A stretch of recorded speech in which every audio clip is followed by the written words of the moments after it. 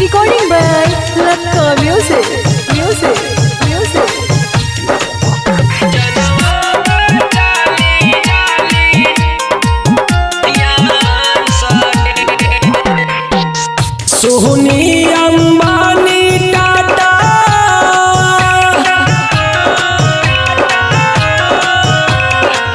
सोहनी अंबानी टाटा बन जाई फिर से दाता फिर तानी अपना धायाना के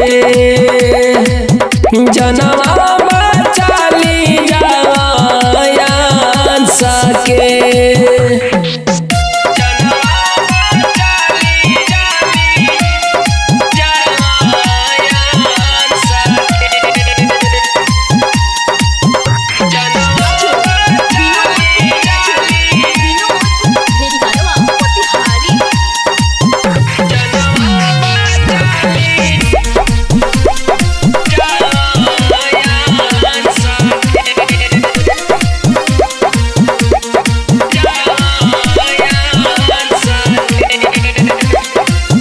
हाथ जोड़ी कहतानी दिल और ईमान से कालू खेसारी निरहू भैया पवन से।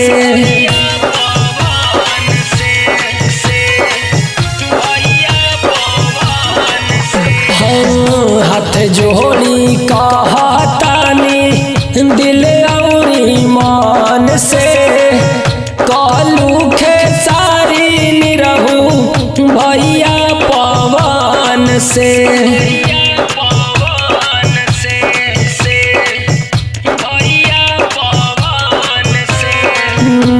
कटर महाना हो मनी जा कहना हो कहतानी कुहकत जवाना से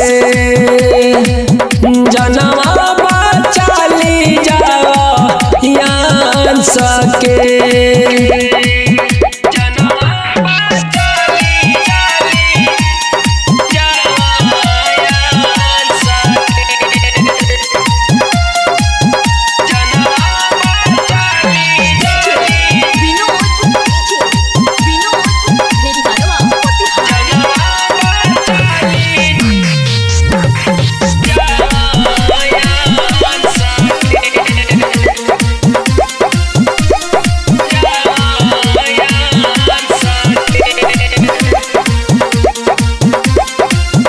बूंदे बूंदे भरे भैया लमहर तालाबा हो कहरी जा मदद गिरी नैल शीशवांगवा हो।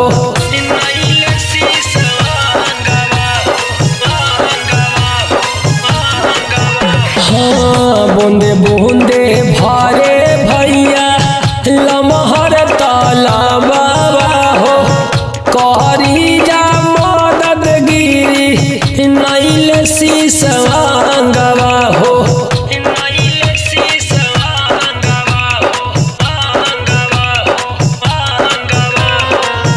राजू रसीला चंदन करे तो से बंधन 16 करोड़ लगी सास के